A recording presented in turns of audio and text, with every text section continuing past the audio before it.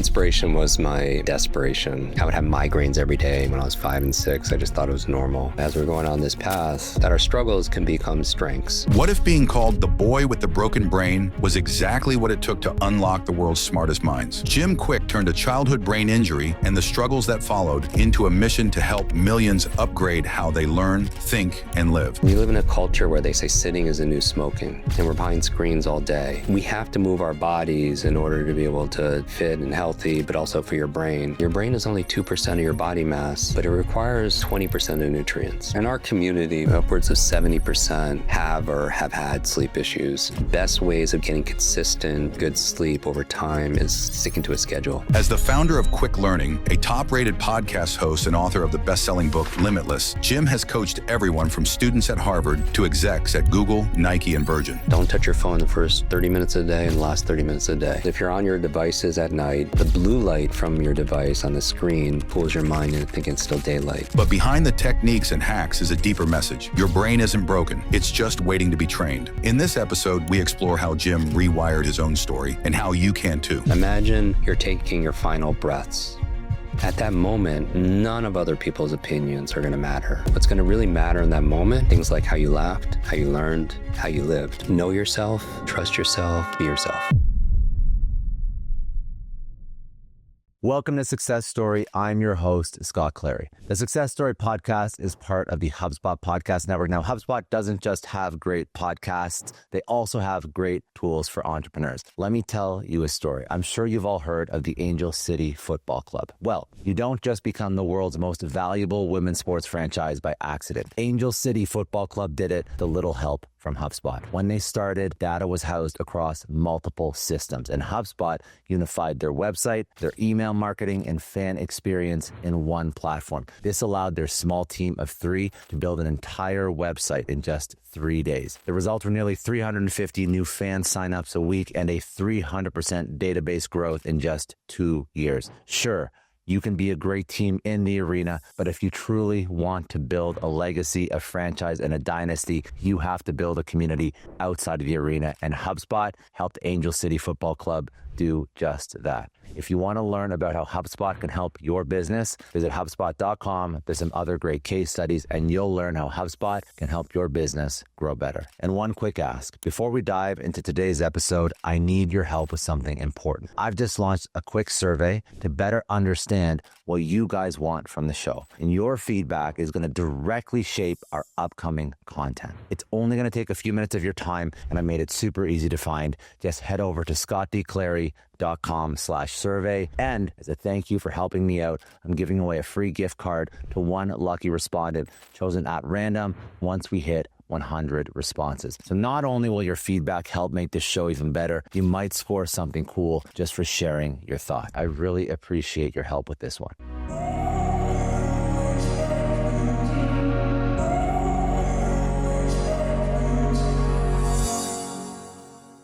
Jim, I'm excited you're on. It's going to be a lot of fun. You went from being labeled the boy with the broken brain to becoming one of the world's leading brain coaches. So talk to me about what that means for you, what that journey means for you about human potential. Yeah, I appreciate it, Scott. So my inspiration was my desperation. When people see me at stages, I speak every single week. I travel to upwards of 70 plus countries, teaching people how to have the best brain possible, how to learn faster, speed read, improve their memory. If there's time, I'll do this demonstration where we'll pass around a microphone in an audience, and we'll have like 50, 60, 70 people introduce themselves, and I'll memorize all their names, which is a very useful skill in business for sure. I think it's the number one business etiquette skill there is, or networking skill. But afterwards, I always tell people, I don't do this to impress you. I do this to express to you what's possible. Because the truth is, every single one of you watching, listening to this, you could do that too, and so much more. We just weren't taught. If anything, we're taught a lie that somehow our memory, our potential is fixed, like our shoe size. And the reason I know it's possible is because I grew up with some severe learning difficulties, probably more than most people who's watching this, listening right now. When I was 5 years old, I had an unfortunate accident, or some people would say a fortunate accident. In kindergarten class, I fell and hit my head on a window pane and then ricocheted into a radiator. I was rushed to the hospital, covered in blood, and just knocked out. And where it really showed up was in school. Poor focus, poor memory. It took me over 3 years just to learn how to read like the other kids. So I dealt with a lot of self-confidence issues, a lot of self-esteem issues, a lot of self-worth issues, a lot of doubt. Um, I would have migraines every day when I was 5 and 6. I just thought it was normal. When I was 7, I lost my superhero, who was my grandmother, to Alzheimer's, and that was really kind of hard. But it kind of put me on a path, right? When I was 9 years old, I was slowing down a class and I was being teased really bad that day because I just didn't understand the lessons, and teacher would have to repeat herself, and then I was being teased because I was so slow and my last name is Kwik. Um, and the teacher came to my defense. She pointed to me in front of the whole class and said, "Leave that kid alone. That's the boy with the broken brain." And, in that moment, it really changed things because I didn't realize I was broken. And adults have to be careful their external words because they often become a child's internal words. So every single time I didn't do well in school, which was every day, every time I wasn't picked for sports, which was every day, I would always say, "Oh, because I have the broken brain." And, I talk about the power of the mind and the beliefs that we have. Whether someone wants to start a business or they want to, get super healthy and want to learn how to read 3 times faster, or learn languages, whatever, we always have to be conscious of our inner dialogue. At these same events, people will come to me and say, "I'm so glad you're here." And they'll pull me aside very quietly. "I know you're a memory coach. I'm just not that smart. I have a horrible memory." And I always say the same thing. I always say, stop. If you fight for your limitations, you get to keep them. If you fight for your limits, they're yours, right? Our brains are this incredible supercomputer. Our beliefs, our self-talk are the program we'll run. So you tell yourself all the time, like, "I'm not good at remembering people's names." You won't remember the name of the next person you meet because you program your computer not to. And so, the nature of my work, I struggled all through school. My big fear in school was not only learning, but public speaking, because I never wanted to be, called on in class because I never knew the answer. I was that slow kid, and which is ironic, right? Because my 2 biggest challenges were learning and public speaking growing up. And life has a sense of humor because all I do is public speak on this thing called learning. But just a reminder to anyone on this, on this path, I think we're all of us collectively are on this path to realize and reveal our fullest potential, right? And, as we're going on this path, with challenges come change, that our struggles can become strengths, right? And so at the age of 18, I met a mentor that introduced me to certain work and research around the power of the mind. And I started studying that like voraciously. And once I learned how to read and remember and all the things that aren't taught in school, I started to tutor. And one of my very first students, get this, she was a college freshman. She read 30 books in 30 days. Wow. Just think about that, Scott, going online, buying 30 books and then reading a book a day, right? Not skim or scan, but really read it. Mhm. And I wanted to find out not how. Because I taught her how. I wanted to know why. I'm always interested in what motivates people. And I found out her mother was dying of terminal cancer, and the books she was reading were books to save her mom's life. And I wish her luck, prayers. And 6 months goes by, I never hear from her. And then I get a call one day, and this young lady, and she's crying on the other line profusely. And when she stops, I find out they're tears of joy that her mother not only survived, but is really getting better. The doctors, it's like a mystery. They don't know how or why. And they were calling it a miracle. But her mother attributed 100% to the great advice she got from her daughter, who learned it from all these books. And in that moment, I realized 2 things: that if knowledge is power, then learning is our superpower, and it's a power we all have. And the other thing I learned was my mission in life. So I'm going to be 52. I've been doing this for 33 years. Every single day of my life, it's our mission to build better, brighter brains. No brain left behind. I love it. And I mean, I was going to ask what your inflection point was that prompted you, but it was really just you trying to fix yourself. And that's what led you down that road. Yeah. I think like the life we live are the lessons we teach. And sometimes we teach the things that we need to learn the most. But, yeah, I would say yes, that my path, my inspiration again was my desperation. I turned my mess and turned it into my message, and now we train, we serve half of the Fortune 500 companies doing their mental fitness, speed reading, memory training, Facebook, Nike, Google, SpaceX, Virgin Galactic, BMW.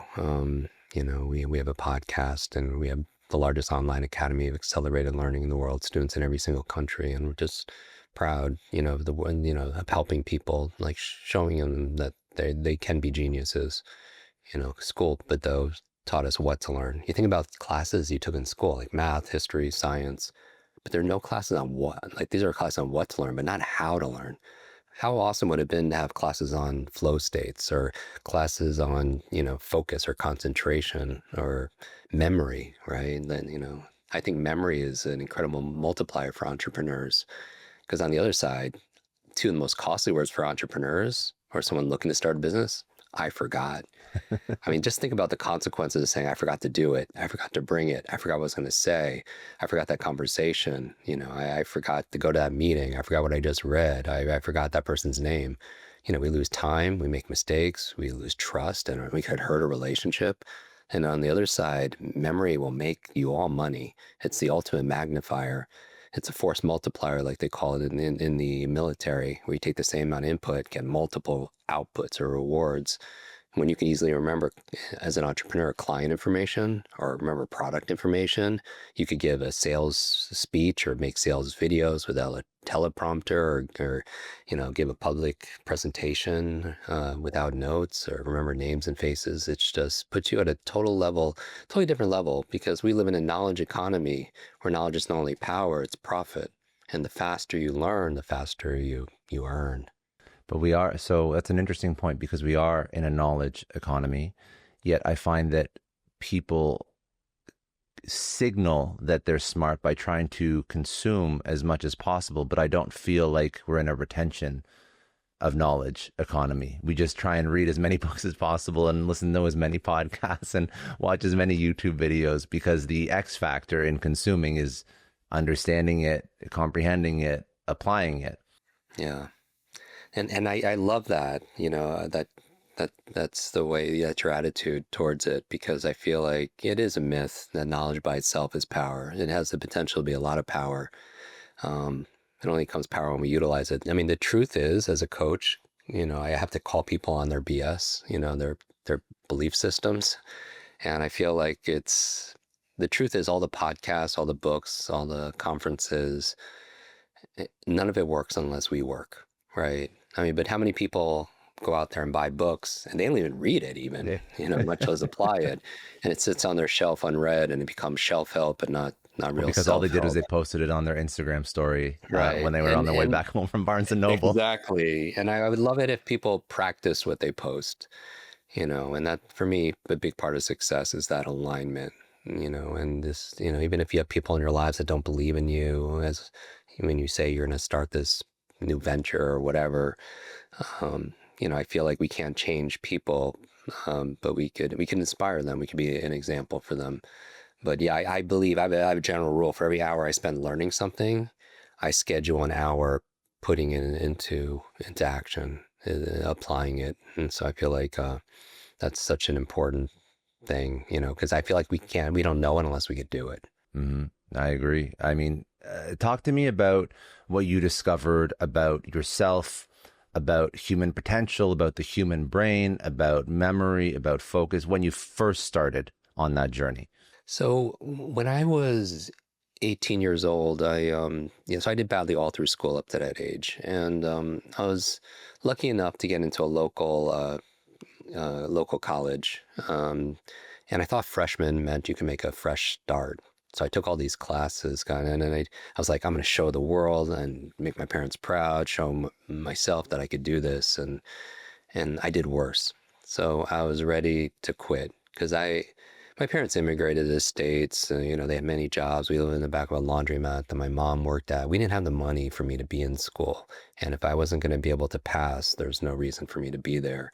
But I didn't know how to tell my parents because, I'm the oldest of three kids and I want to be a good role model, a lot of pressure, right? So I had all this angst, and a friend was like, hey, just wait a few days. I'm visiting my family this weekend. Why don't you come with me to get some perspective and just, and I think it's important when you're facing a dilemma or a big decision to get perspective. You change the place or the people you're spending time with to get a different point of view, right?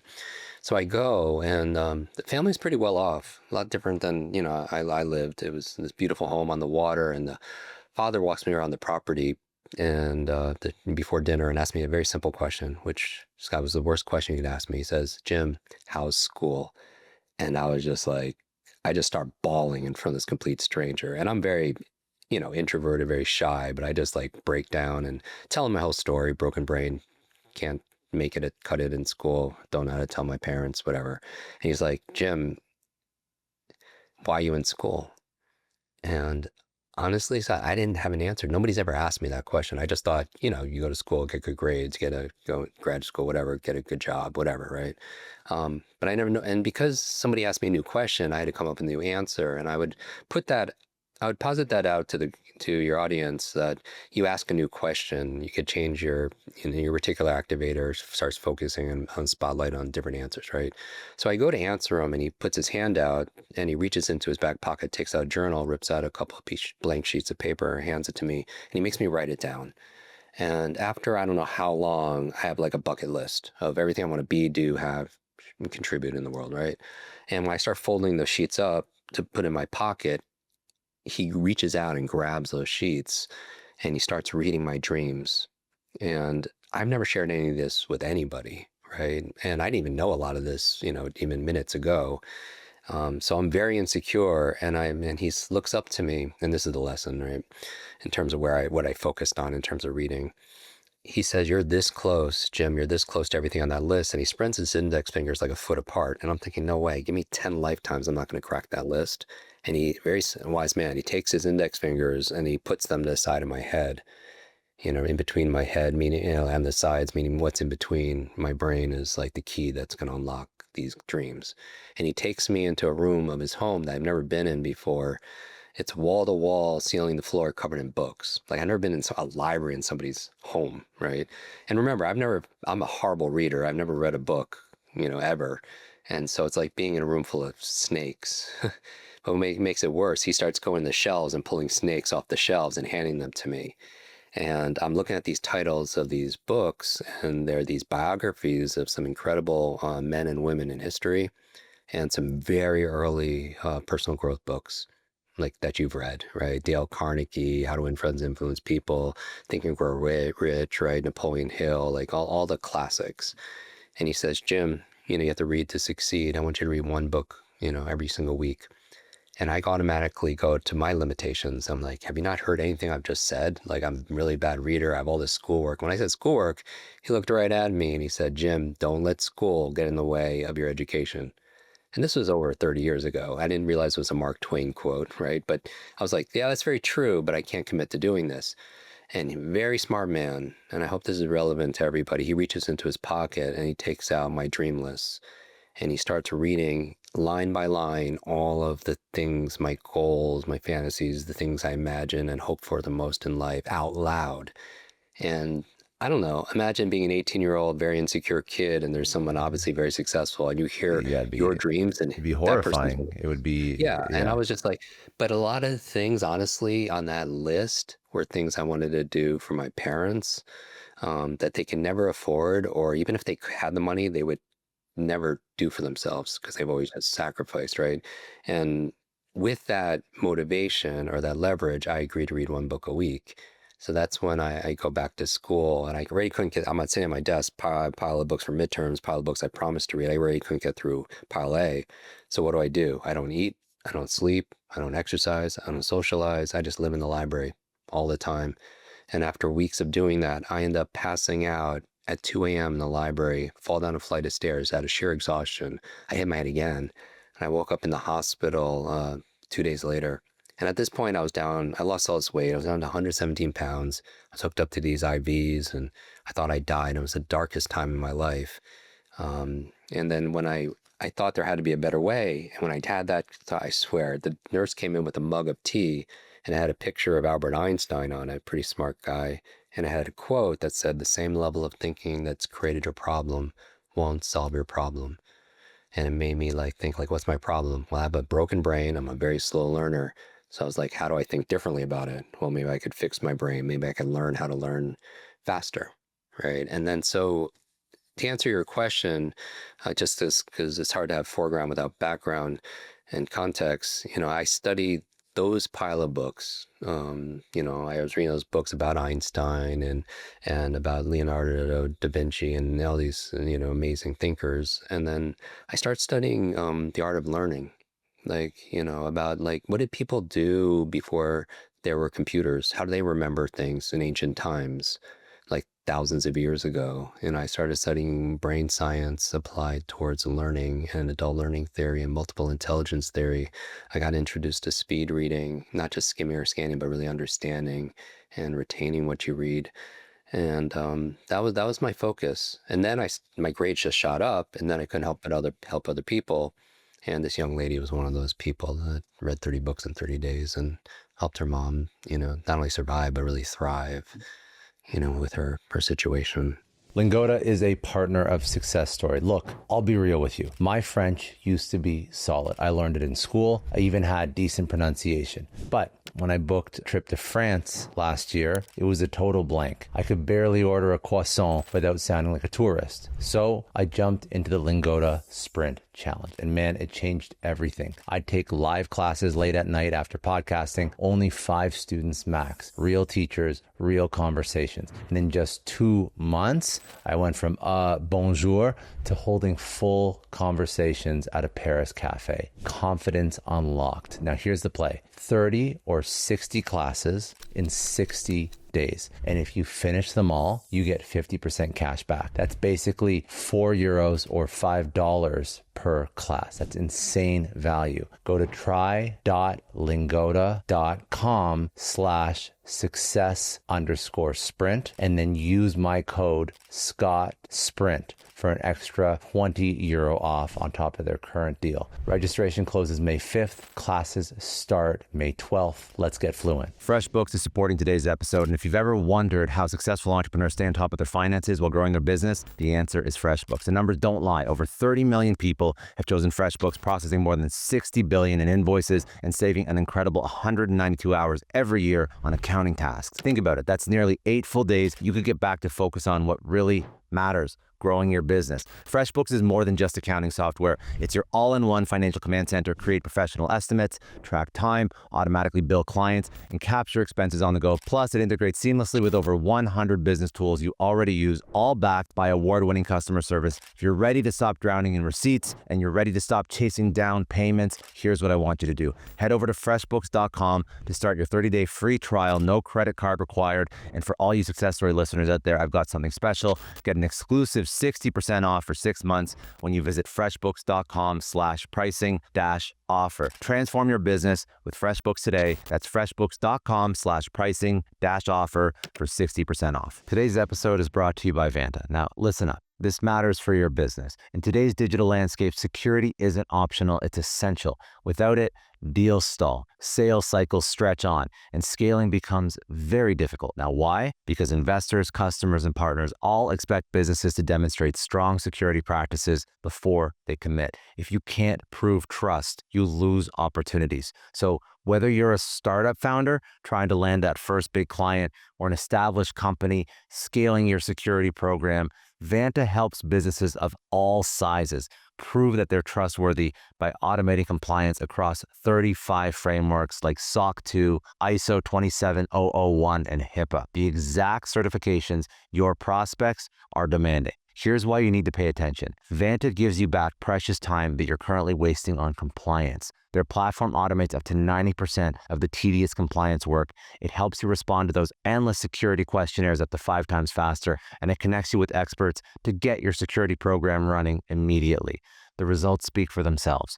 A recent IDC report found that Vanta customers achieve over $535,000 per year in benefits, and the platform pays for itself in just 3 months. So you're going to join over 10,000 global companies like Atlassian, Cora, and Factory who use Vanta to manage risk and prove security in real time. And don't miss this. For a limited time only, my listeners can get $1,000 off Vanta. That's real money back in your pocket. Visit vanta.com/Scott right now before this offer expires. That is VANTA.com/Scott.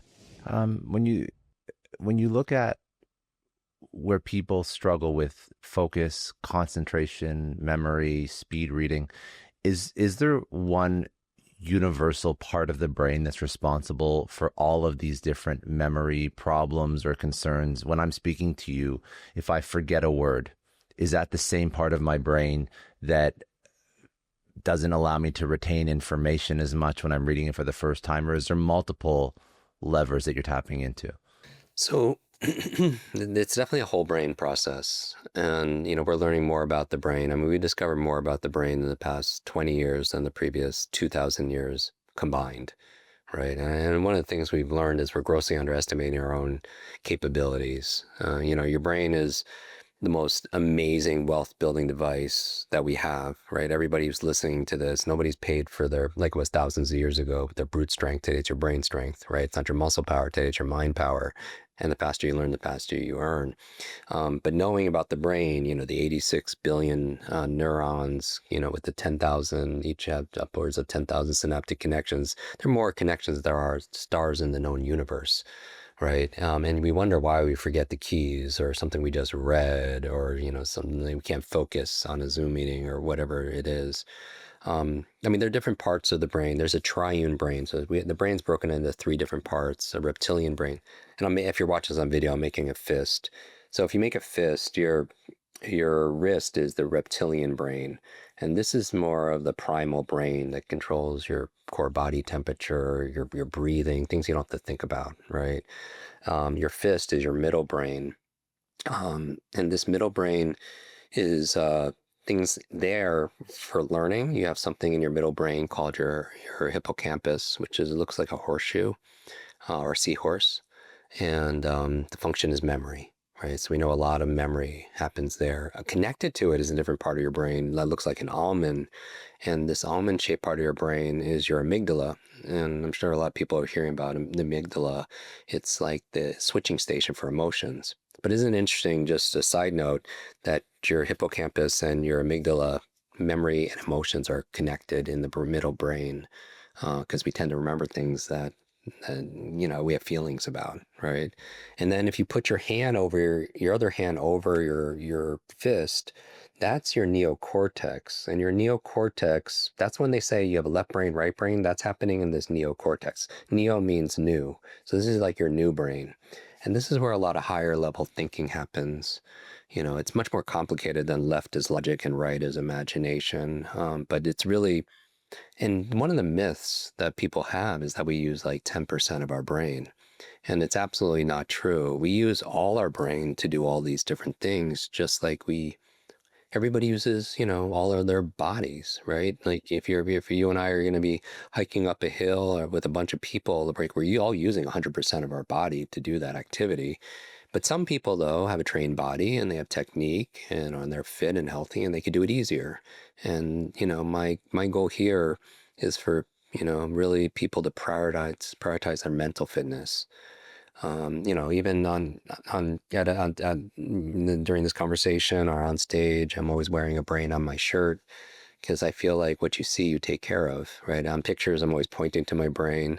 Because, the things you see your skin, you take care of it, your hair, you take care of it, your car, your clothes, whatever, because you know when it's deteriorating, right? It's not up to par, but we don't see the thing that takes care of us, which is our brain. And so I wrote this book, Limitless, as a way of giving people an owner's manual for their brain. Just like any technology, you have some kind of instructions on how to use it, right? But our brain doesn't come with that, and it's not user-friendly. And so, again, I think our brain is our number one wealth-building device because we're paid for our ability to solve problems, our ability as an entrepreneur to create value, to be able to create opportunities and jobs. solve these puzzles. And also, there's two parts. You have to do the software and the hardware. So I teach people the software, the processes for reading faster, giving speeches without notes, how to focus, get in flow, change their habits. Um, and then also, but you have to take care of the hardware, which is the brain itself, the 3-pound organ between our ears. And so we do a lot with that also as well.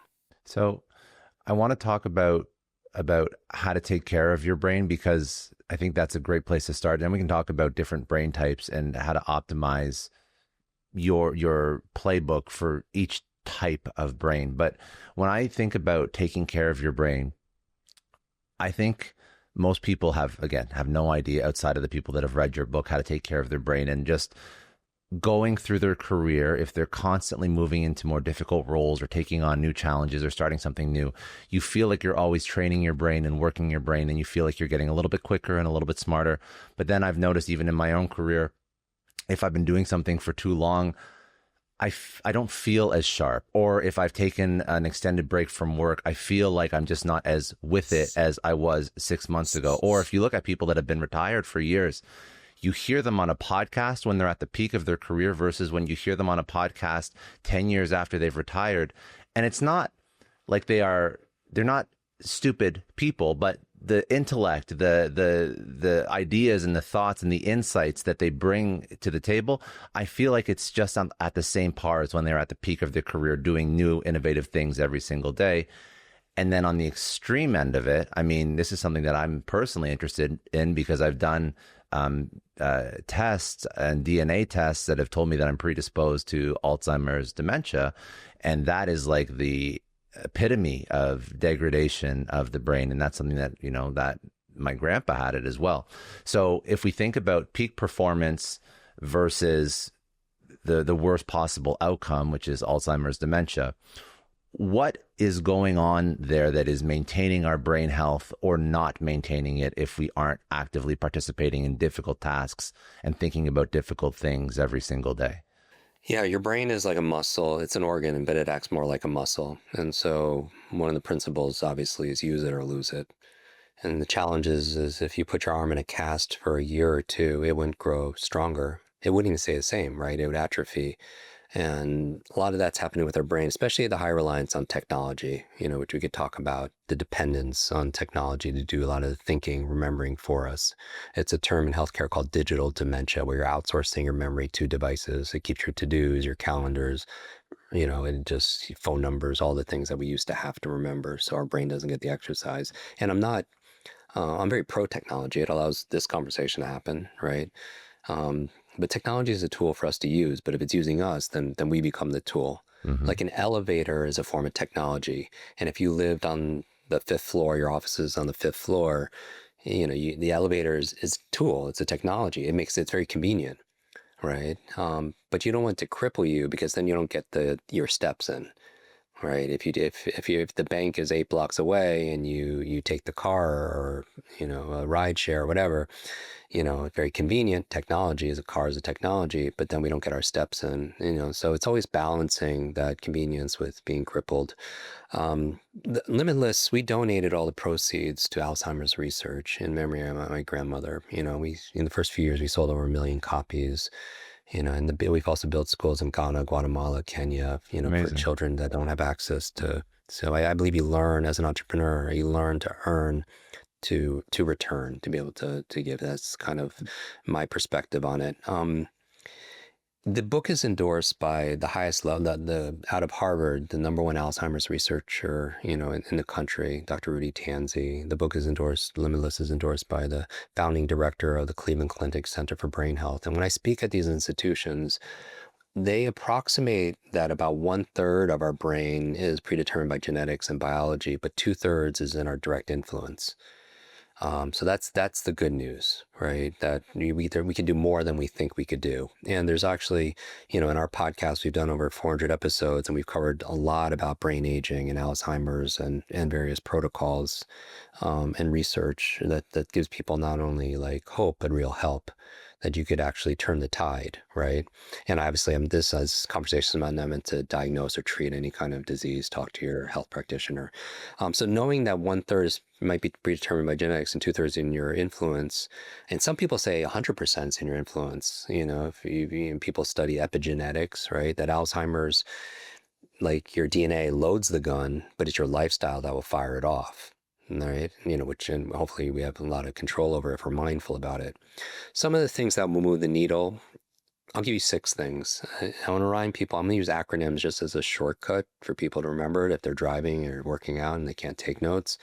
Remember to take your pharmaceuticals, and I don't mean real drugs, but meds RX. Meds RX. All right. It's an acronym. The M is meditation. So what will shrink your brain is chronic stress. That's been shown. Chronic stress, when you're in fight or flight, cortisol, adrenaline has been shown to shrink the human brain. And so meditations might kind of go to alleviate that stress. There's also huge amounts of benefit, healing factors that happen when you're meditating.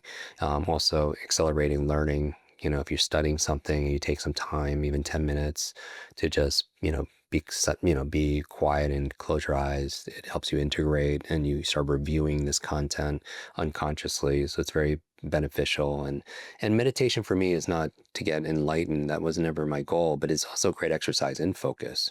That like let's say you're sitting or standing or lying down, and invariably your thoughts go to something, right? Clients or your business or whatever. And then when you bring it back with your breath, or you bring it back with, let's say, a mantra, like a saying or a word, then you're exercising your focus muscles, right? And again, how you do anything is how you do everything. You've trained yourself to, when you're distracted, to bring back to something important or bring back to the present. And so when you need to be present with your kids, or when you're learning something, or when you're at a conference and your thoughts go somewhere else, you have a practice to bring it back, right? And so the brain is not meant to go 100 miles an hour all day. You have to make these little pit stops. So, a few times a day, I'll take a brain break to hydrate, to move, to do the things that's good for my brain. And, a few minutes of meditation goes a long way. And people say like, oh man, I don't have 20 minutes to meditate. If you're so busy, like you can't even spend 20 minutes to meditate, then you probably should meditate for like 2 hours, Yeah. right? You have bigger problems. Yeah. Exactly. And you don't meditate to get good at just sitting down quietly. You do it because it'll help you get better at life, right? Like it's not a very useful skill just to be able to necessarily close your eyes, and very practical value, but the idea is getting center, relieving stress, mastering your focus. The E in Meds RX is exercise. And I have this phrase I've been saying for a few decades: as your body moves, your brain grooves. The number one reason we have a brain is to control our movement. And the thing is, even when babies crawl and everything, it's important because it helps them to develop their brain.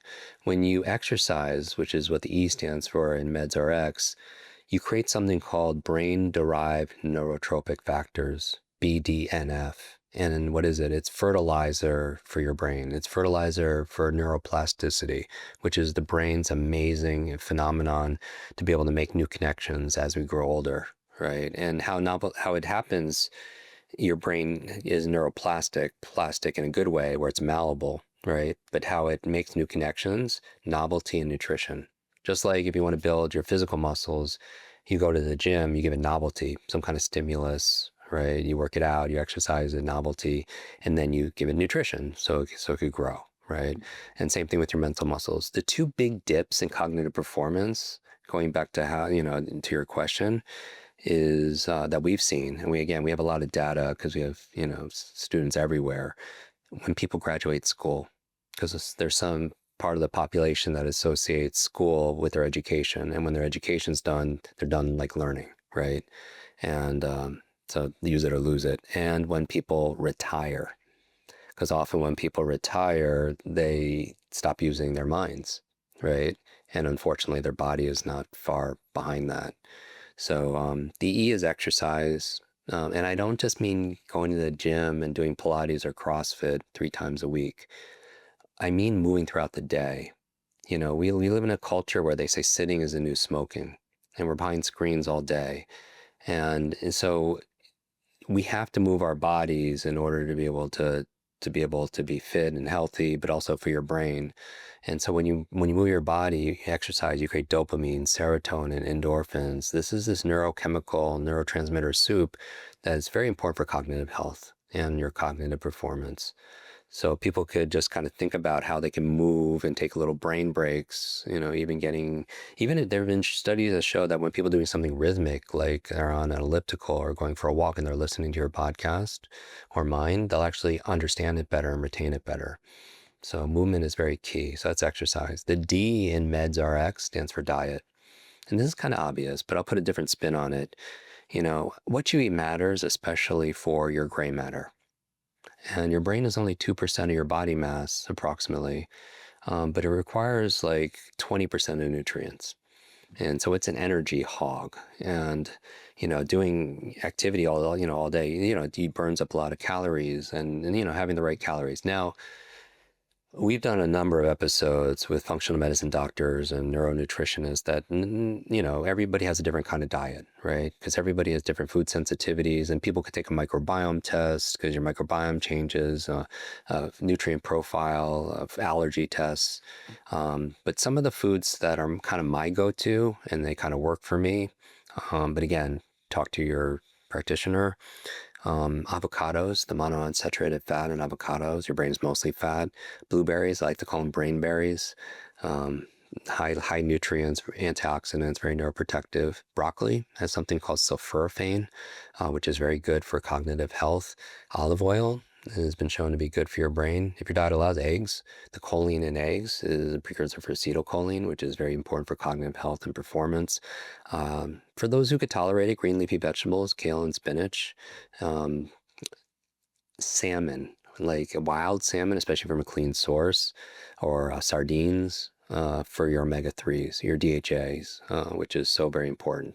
And again, if you're not getting the sulforaphane from broccoli, you could supplement it with sulforaphane, right? If you're not getting if you're not eating A's, you can supplement with choline. And then I would say just a few more. You can also get some omega-3s from flax. Turmeric there's a active ingredient called curcumin, which helps to lower systemic inflammation, which is good for your brain. Walnuts, it's good for your brain, high in vitamin E, neuroprotective.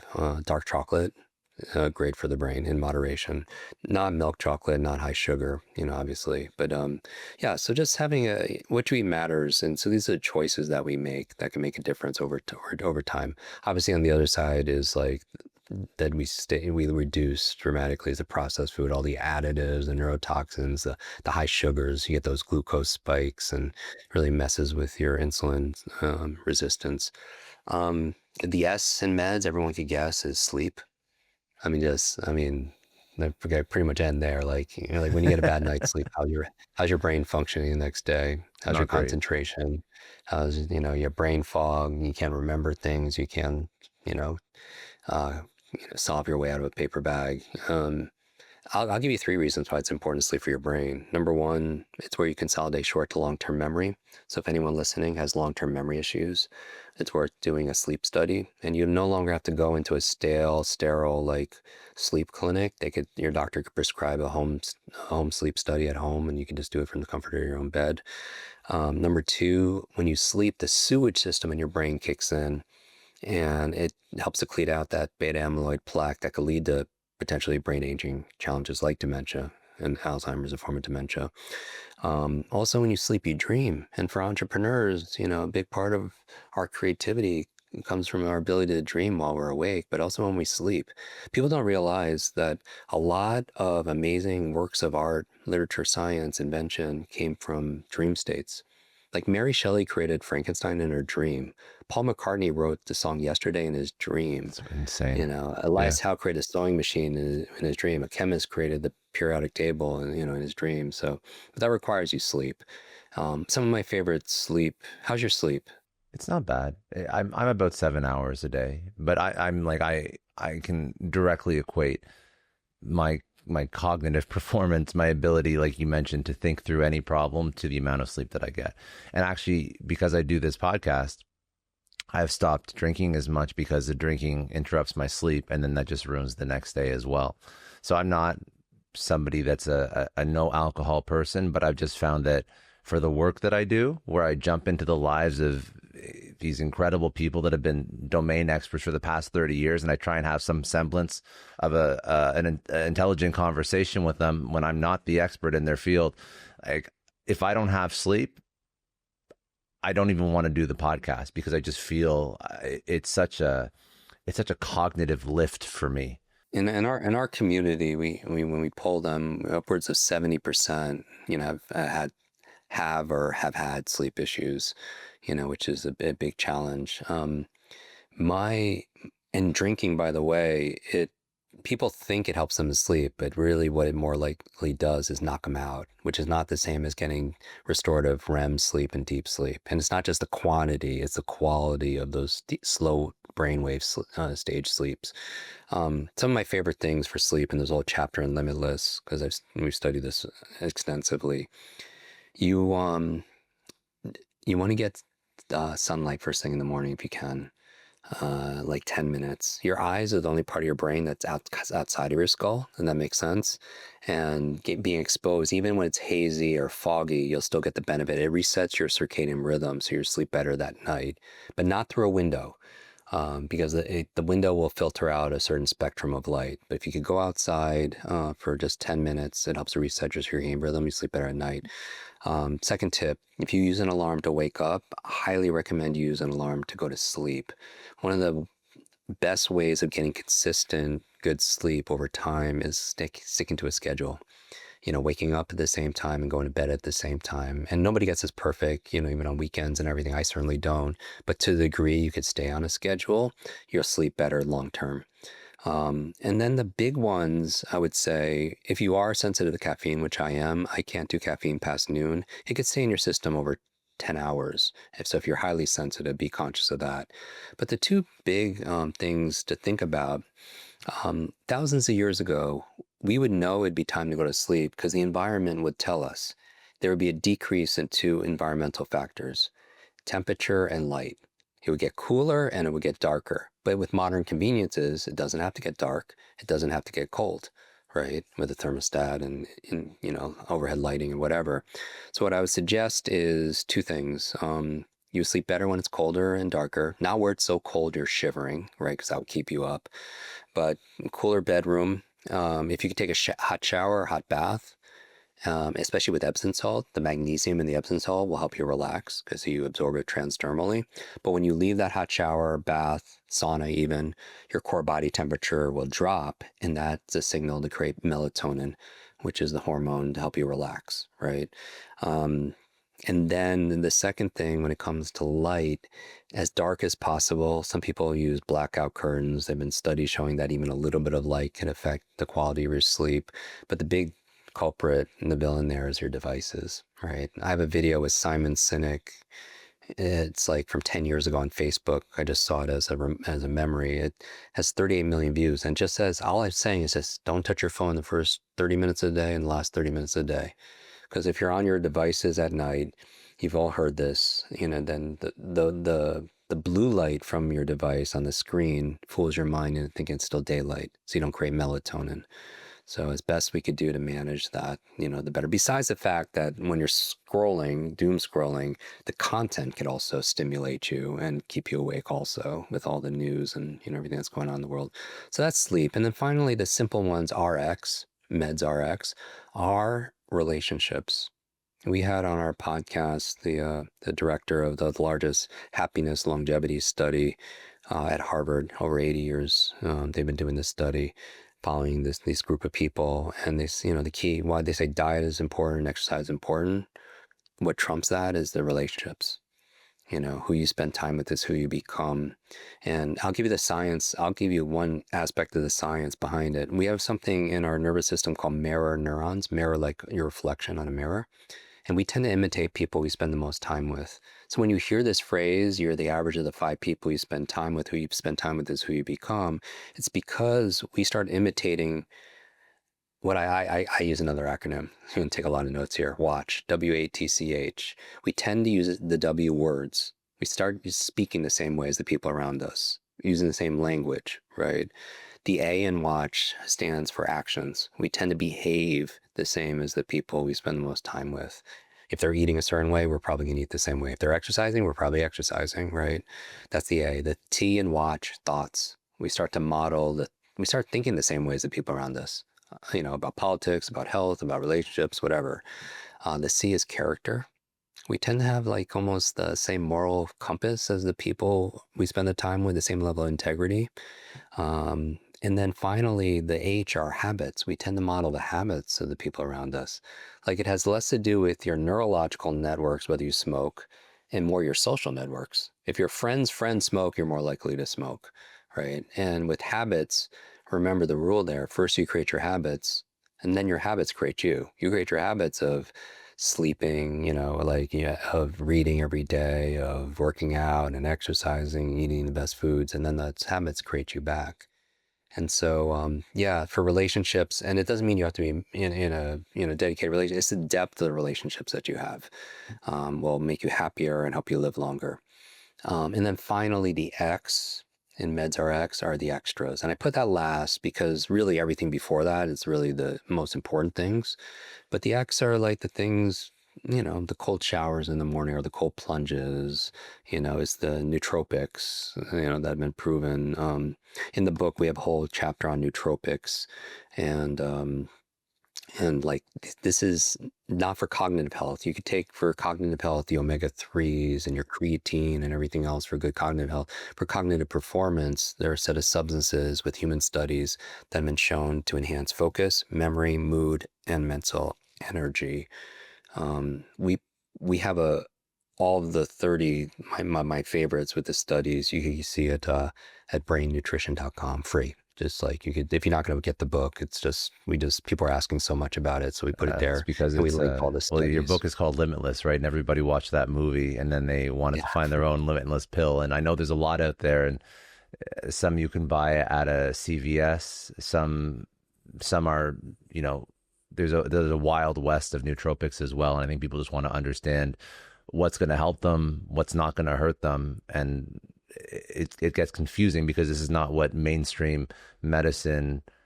You can't go to your GP and ask which nootropic they recommend. I mean, you can't go to your GP and ask them for most things related to your health, but in terms of diet, memory, focus, anything.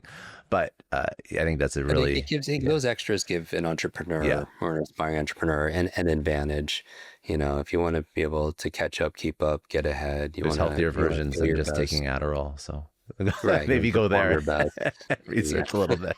A big thank you to Indeed for supporting Success Story, because hiring people is one of the hardest things you're ever going to have to do as an entrepreneur, as a founder, as somebody who's trying to build a business. It's important to hire well and find the right person, but it takes so much time and it's so labor intensive because, like most entrepreneurs, you have 1,000 things going on, and there's a good chance that you just realized your business needed to hire somebody yesterday. So how can you find that great, amazing, right fit candidate fast? It's easy. Just use Indeed, because you don't have to waste time struggling to get your job posts seen on all these other job sites. If you're using Indeed, you can just use their sponsored jobs to help you stand out and hire fast. Your post jumps right to the top of the page for relevant candidates, so you can reach out to exactly who you're looking for faster, and the results really speak for themselves. According to Indeed data, sponsored jobs posted directly on Indeed have 45% more applications than non-sponsored jobs. And you know what I love most about Indeed? It really just makes hiring so fast, because everything is streamlined in one place. No more juggling multiple platforms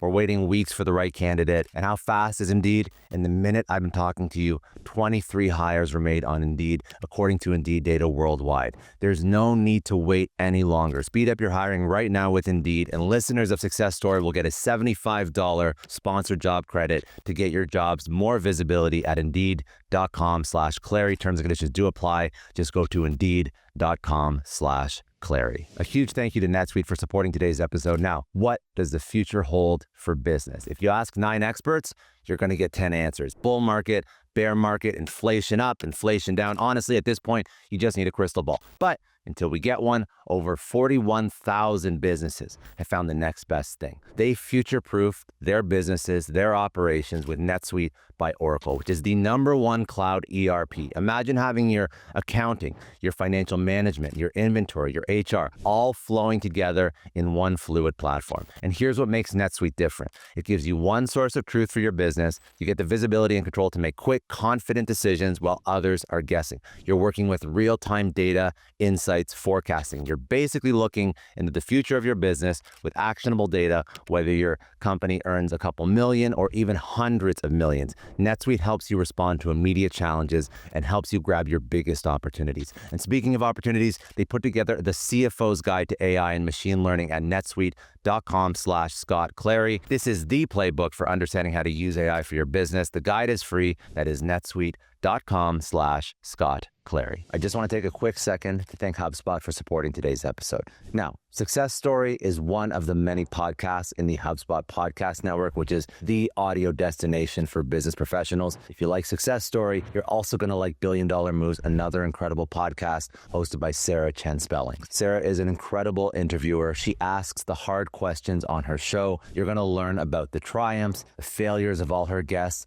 the hard lessons of the best and brightest in business so that you too can make billion-dollar moves in venture, in investing, in business, and in life. I want you to go listen to Billion Dollar Moves wherever you get your podcast. It is one of my favorites. Sarah is one of my favorite hosts. If you like Success Story, you're going to love this show. And a quick pause. If you haven't had a chance yet, I'd love your input on our listener survey at scottdclary.com/survey. It takes just a few minutes, and one lucky respondent will win a gift card once we hit 100 responses. Your feedback directly impacts what we cover on this show. I really appreciate it. No, that's amazing. I appreciate the breakdown. I do want to the other acronym.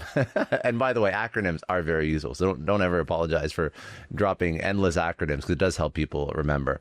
But the acronym that I think will be useful is C.O.D.E. So I want to understand that acronym and what it means. This is this is a big one. Okay, so we recently updated Limitless. And because Limitless, the first version came out in April 2020, right at the start of the pandemic. And, it was an interesting time for me to launch a book, right? I had 34 speaking engagements. Every single one of them was canceled. And I had in-person podcasts to do. Every single one canceled. National media canceled. Book tour canceled. So it was just like, what happened? Fun time. So I'll talk about. And but we were very fortunate. The book, swept the New York Times and Wall Street Journal and all the bestseller lists. And I was happy about it because it was also, a big philanthropy effort for us in terms of when donating the proceeds. That being said, we recently updated the book, and people ask why, and I tell them for two reasons. Number one, the world has changed. Post-pandemic, people working, getting their brain online from working from home or remote or some kind of hybrid. AI, is really, has become more used and everything. So there's a whole chapter on how to use AI to enhance your HI, your human intelligence. And I show you how to take the principles in Limitless and apply it into AI programs to get faster, smarter. AI for me is not artificial intelligence. More practically, it's augmented intelligence. It's like a partner, creative partner that you could take all the principles here and, have it give you reviews and tests and everything else like that. But the thing that caught on the most was this assessment that we've used for years with our private coaching clients. And for the first time, we made it available to the public, for free. So people could take this assessment at mybrainanimal.com. It only takes 4 minutes and it's multiple choice. Just pick the answer that resonates with you. And this is the power in it. After 33 years of teaching this, and by the way, going back to age, I'm in my 50s. The good thing about what I teach is everything is measurable. You can measure focus, you can measure reading speed, you can measure reading comprehension. I could test myself, names, faces, the speed, counting cards, all that stuff, right? And so I'm faster and better in every single category across the board. So it's just, we could get older, because I'm also fearful of, brain aging challenges, my grandmother going through what she went through. But there's so many things you do to stave off Just like people could do amazing things, as they age with their bodies, as long as they do the right things at the right times. But that being said, I think the thing that really is a game changer that's worth the price of the book alone, but you get it for free. You could just take the assessment. You know how there's personalized medicine, Scott, based on an assessment? Like someone takes a genetic test, like you were mentioning, or a DNA test, and then it gives them protocols, to be able to help you based on your genetics assessment. Just there's personalized nutrition based on a microbiome test or a stool sample or could you could personalize the nutrition or the foods for you. We created a personalized learning or personalized performance assessment. So it identifies your brain type. And we've identified 4 major brain types. And it took me years to put this together. I pulled from personality tests like Myers-Briggs, introvert, extrovert, left brain, right brain, learning styles, multiple intelligence theory, and we create this assessment. And what it does, and this is the reward everyone gets for this, it informs your behavior, because all assessments and data should help you make better decisions, right? And there's a quote in Limitless that's probably the most highlighted quote. It's not from me, it's from a French philosopher that says, life is the letter C between the letters B and D. And I have this on the wall. Life is C between B and D, where B stands for birth, D stands for death, life C, choice. That our lives are the sum total of all the choices we've made up to this point, right? What are we going to study? Where are we going to live? Who are we going to spend time with? What are we going to eat? What are we going to do for a career? All that stuff, right? What are we going to feed our minds? And I believe these difficult times, they could distract you. These difficult times, they could diminish you. Or these difficult times, they could develop you. We always decide. Because if you're listening to this still, I bet you're a thermostat and you're not a thermometer. One of the ways we learn faster is using analogies or metaphors. We compare something that we don't understand yet to something we understand, right? And so a thermometer, you think about the function of a thermometer, it only reacts to the environment. That's 100% its job. It just reacts to whatever the environment's given, the temperature, right? But a thermostat doesn't do that, right? The thermostat gauges, it knows what's going on. So you as an entrepreneur can know what's going on in your market, in the world and everything, but it does something different. Right? It sets a temperature, and what happens in the environment? The environment reacts to it, right? To you. And as entrepreneurs, that's really the name of the game, taking the invisible and making it visible, right? And it's not that so much you'll believe it when you see it. It's been my observation, it's the opposite. You'll start seeing it when you start believing it. But we set that internal temperature in our minds, goals, dreams, visions, KPIs, whatever it is, right? And then we make it like we see it. And some people have this vision in their mind, like you may have with your business, or with SaaS or with your podcast or whatever. People might not see it yet, but that would be a strength of a dolphin. So here are the 4 brain types. C.O.D.E is the brain code. So the C stands for cheetahs, and I'll give you. And this is going to help not only help you read faster, improve your memory, but you can use this to hire, to train, to get angel investors, to do sales, to parent also. So a cheetah's dominant trait, and you'll get this all in a report, because I'm going to give you personalized as free for listening to the podcast, how to speed read, improve your memory based on your brain type. Because I realize this is the biggest lesson I've learned, Scott, over the past few decades. It's not how smart you are, it's how are you smart. It's not how smart you are, it's how are you smart. It's not how smart your partner is, your significant other, your kids. It's how are they smart. And we all have genius, but it just comes in different forms. So if you're a cheetah, your dominant trait is action. Because what do cheetahs do? They go fast, right? They implement. These are your implementers. These are people that thrive in fast-paced environments. They have strong intuition, and they adjust accordingly, right? The O in code are your owls. And your owls, as you think about an owl, very logical. So their dominant trait is logic. So they make decisions different than a cheetah. They buy different than a cheetah, right? They even read differently than a cheetah would read. Where a cheetah would go skimming and scanning because speed, an owl is going through the detail and looking up those references, right? And I'll show you how that applies. But an owl is very logical. They love facts, they love figures, they love data. The D in code are your dolphins. And your dolphins, a lot of entrepreneurs fall in the area of dolphins. Dolphins, their dominant trait is they're visionaries. They have strong creative imagination. They're great pattern recognizers, right? Sometimes they could see something like Disney, who would be a dolphin. Disney would actually take prospective employees out to this orange grove and to say, this is where the Magic Kingdom is going to be. This is where Tomorrowland's going to be. This is where Adventureland. And if for those who couldn't see it, he wouldn't hire them because he was looking for dreamers, right? But that's what a dolphin is. And then in E, finally, there are your elephants, and your elephant's dominant trait is empathy.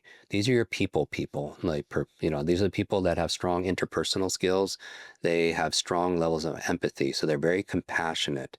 These are individuals that want people to feel seen. They want them to feel heard, right?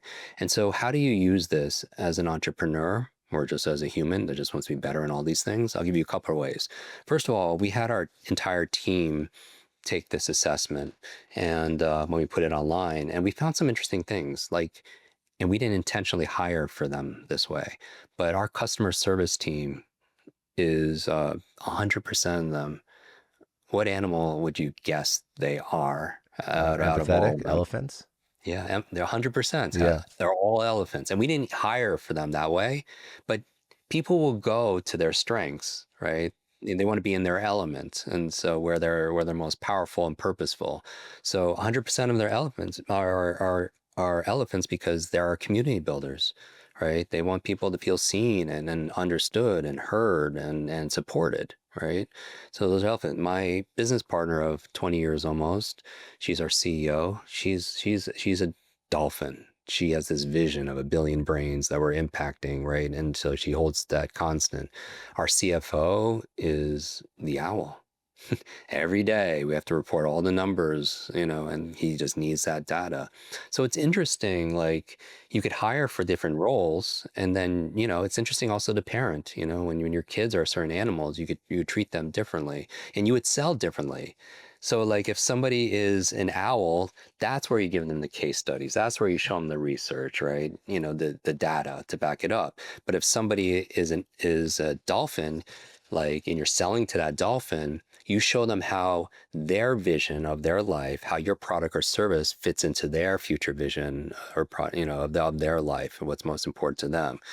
If you're selling to an elephant, yes, case studies and social proof is good, and having the vision's all good, but what's most important is that relationship itself. They want to feel that they could trust you. They want to, feel that you understand them. They feel seen above anything else. And those elephants would do business with people who might not be, have the best product or service, but they're trustworthy, right? And you see this in pop culture too. Like if you watch Friends, right? Like if you take Joey is your cheetah. Yeah. Doesn't think ever, just does, right? No filter, just does and acts, right? Ross was a scientist professor. He's your owl, right? Everything is about very factual. You have Phoebe, the artist, musician, who's your creative dolphin. And you have Monica, who had to host everything, host all the parties, had to be at her apartment. She's the community builder or the elephant. But you could do this for Star Trek Next Generation. Jean-Luc Picard is that owl. Will Riker is that cheetah. Data is that owl. Counselor Deanna Troi is that elephant. It's just everywhere. And so when people go to My Brain Animal, they could take 4-minute assessment, and then we give you strategies. Because again, people like a dolphin, when they're reading, they're going to visualize more what they read. Well, that was going to be my question. So this is you're framing it through the lens of if I'm interacting with people in my work or my life, but what does this actually mean if I learn I'm this animal, and how do I learn, and how does this impact how I take on a new task, or how I go through life, or how I want to memorize more information, or whatever it is? And that's when you understand how your brain works, you could work your brain. When you understand how your brain works, you could work your brain. And so if you're a cheetah and you're fast, you're instinctual and you're action based, your learning styles, you would be cheetahs are best. They learn by doing, right? By rolling up their sleeves. They favor hands-on experience. They're quick decision makers. They may dislike overanalyzing and prefer to act and adjust as they go, and then a cheetah would know their best environment, because that would require environments of rapid problem solving, fast execution. What are their challenges? They struggle with long-term projects that require patience, deeper analysis. So even productivity, if you're a cheetah, you can look up and, because one of my favorite movies is The Matrix, like many people. And I got to meet Keanu Reeves recently, and when he was playing in outside of Toronto. He has a band. He's very, very creative. He writes books and comic books. A lot of people don't see that part of him. But I got to see him backstage afterwards. And in Matrix, when Neo is going to see the Oracle, the all-knowing Oracle in her kitchen, there's a sign above the door that most people miss, but it says, "Know thyself." And I think as an entrepreneur of my whole life, and to everyone who is an aspiring or established entrepreneur, I feel like success comes from having the curiosity to know yourself, right? That's why you take assessments. That's why you journal. You go to therapy. You do plant medicine. You do whatever just to get to know yourself, what you believe in, what you stand for, your values. And then the other part, once you have the curiosity to know yourself, is having the courage to be yourself. That's how many people know who they are, but they're not acting like that because they're afraid of other people's opinions or expectations. I spend an inordinate amount of time in senior centers, nursing homes, because I lost all 4 grandparents when I was very young. And I go there to help them polish off their memories, right? That's my job. But I also go there for the wisdom that I get in return, because I feel like, again, these individuals been on earth for so long, longer than me, I can learn something. But I also hear it's got a lot of regret. And they always come in. Recently I did this, and this woman, this was like, she was the one she was talking about her regrets. Like, she didn't pursue this relationship that she felt like it was her soulmate, but because what other people would think about that relationship. I saw this other guy that picked a career path, and it was only because his parents expected it of him, right? It's different. And so I just want to remind everyone, it's not very positive, but a thought experiment. Imagine you're taking your final breaths. It's the end of your, this life. And at that moment, I just want people to presence this. None of other people's opinions are going to matter. None of other people's expectations are going to matter at that moment. What's going to really matter in that moment, things like how you laughed, how you learned, how you loved, how you lived, right?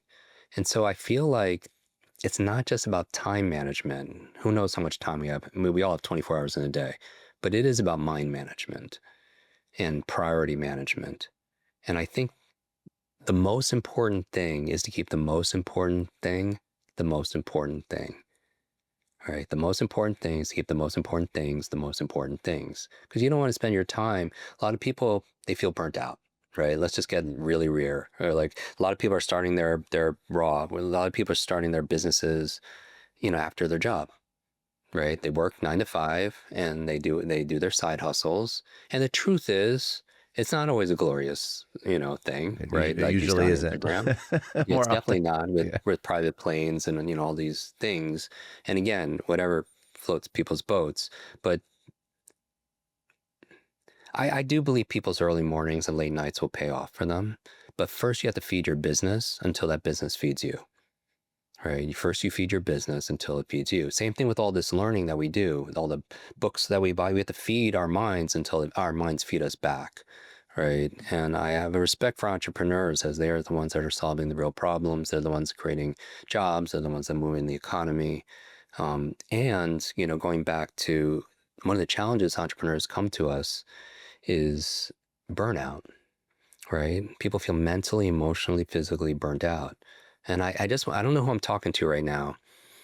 I don't use like notes or anything, but sometimes we're burnt out because we're not burnt out because we're doing too much. Because people identify burnout with doing too much.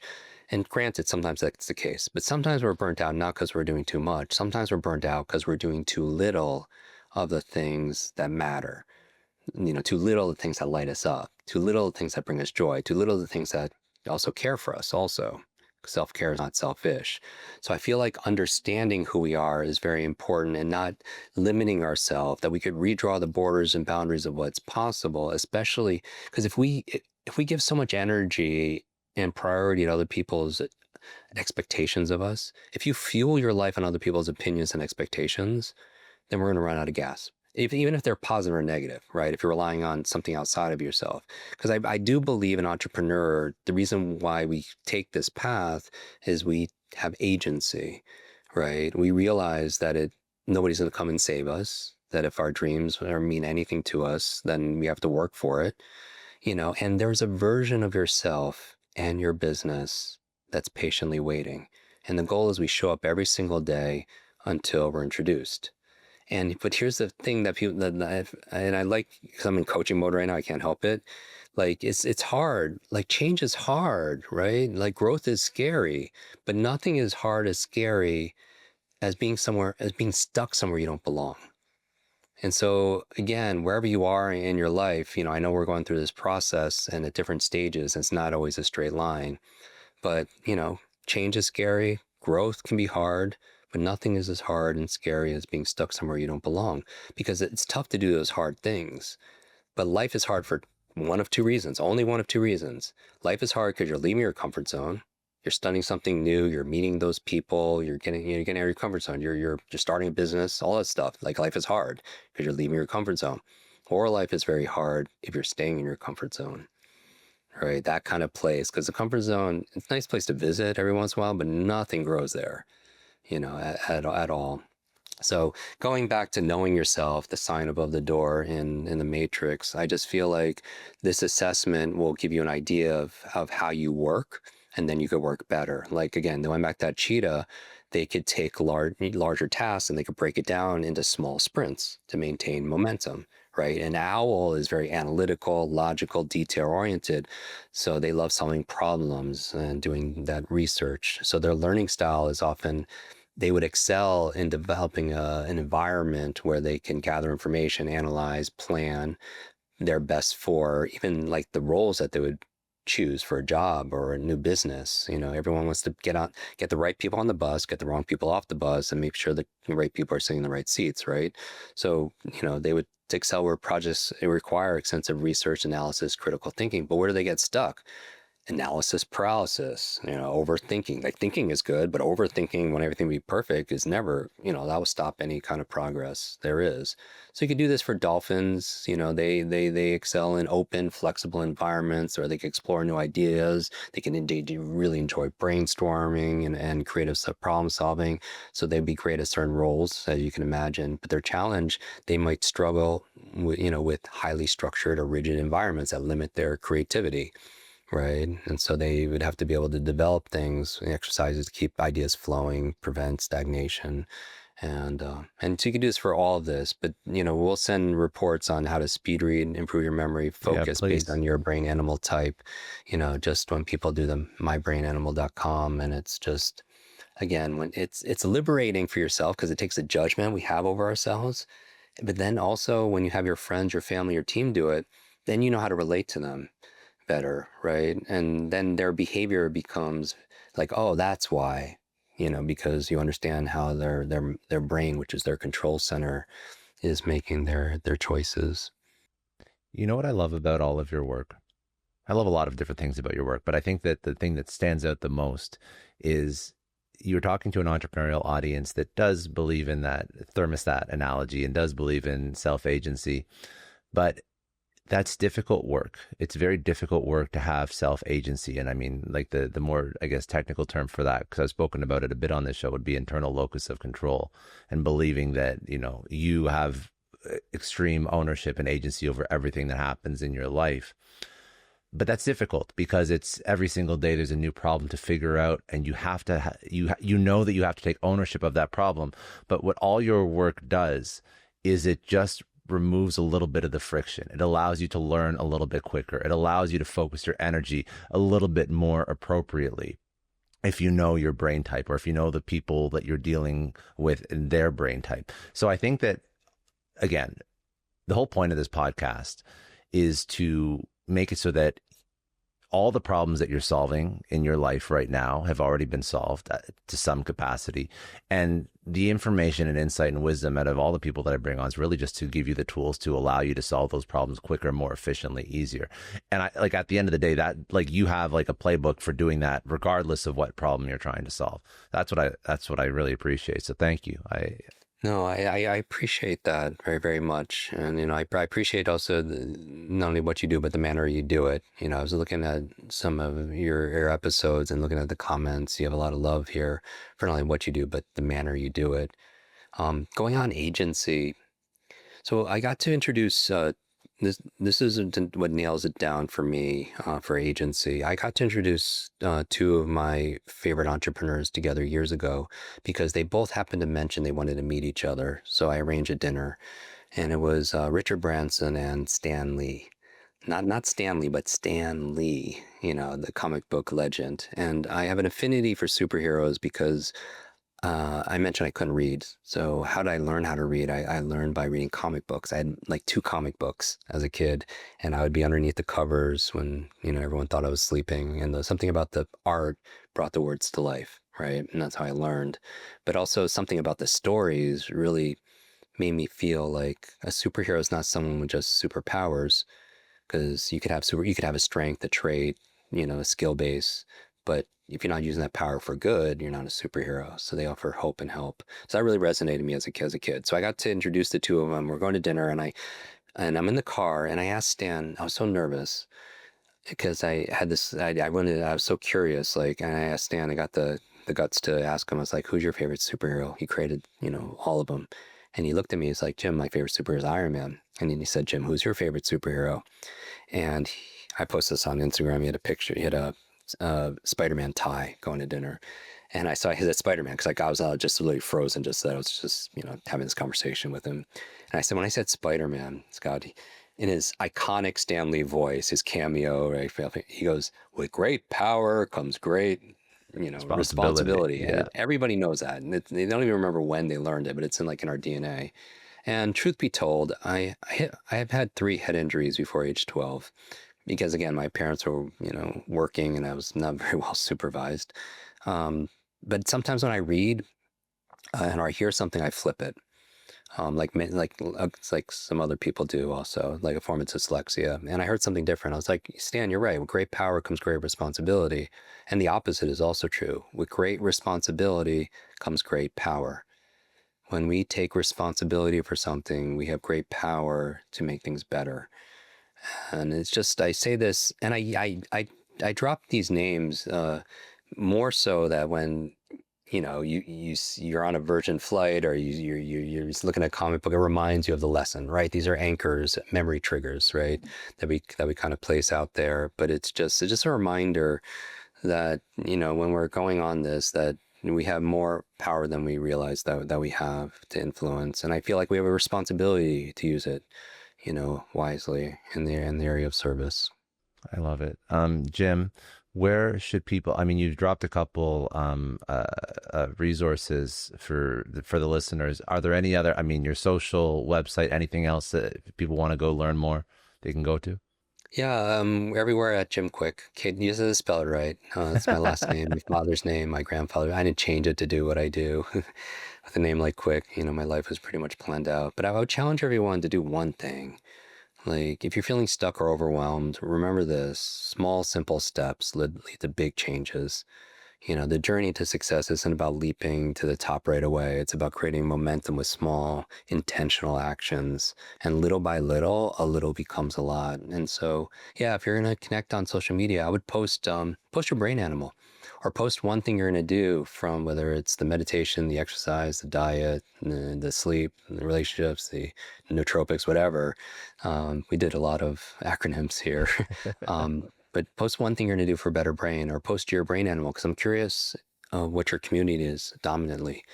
I am too. So Yeah. did So if you listen to this and if you watch the episode, like maybe tag on Instagram or something with your brain animal, yeah, that'd be let us very know, cool. and you'll get this AI art also, and a bunch of follow up, like PDFs with exact instructions on what you could do. The how is always easy. It's getting our mindset, our motivation, set in, because so many people, I really feel like out of fear, people downgrade their dreams to meet the current situation, when we could, on the other side, upgrade our mindset, our motivation, our methods to meet our destiny. So I appreciate it. Thank you so much for having me on No, on the my show pleasure, again.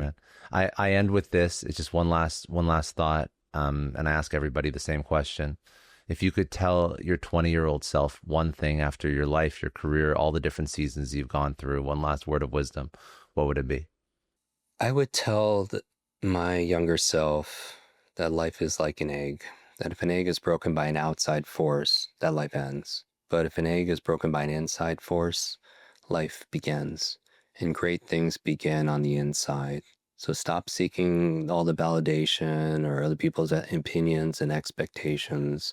And I would say, know yourself, trust yourself, love yourself, and most importantly, be yourself.